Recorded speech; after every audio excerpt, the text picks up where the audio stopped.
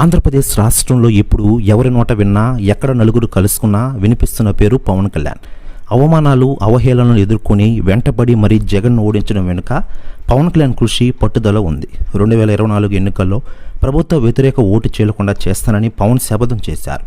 అదే లక్ష్యంగా పట్టు వదలకుండా టీడీపీ, జనసేన, బీజేపీ పొత్తు కుదిరితే వరకు విడిచిపెట్టలేదు. మోడీ బాబుకు పచ్చగడ్డి వేస్తే బొగ్గుమని పరిస్థితి నుండి ఒకే వేదిక మీదకి తీసుకురావడంలో పవన్ వెనుక కష్టాన్ని ఎవరూ కాదనని విషయం మనకందరికీ తెలిసిందే. ఇకపోతే పవన్ కళ్యాణ్ గారు ప్రస్తుతం కేంద్రంలో కూడా కీలకంగా తయారైన విషయం మనకందరికీ తెలిసిందే.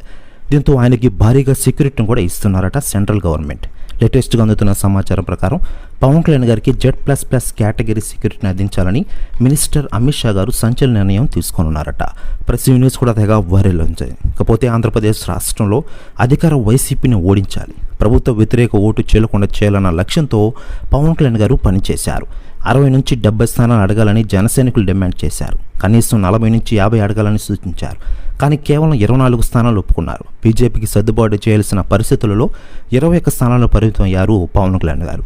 తన పార్టీ అభ్యర్థులను అందరినీ గెలిపించుకుని కూటమి అభ్యర్థుల ఘన విజయంలో కీలక పాత్ర పోషించాడు పవన్ కళ్యాణ్.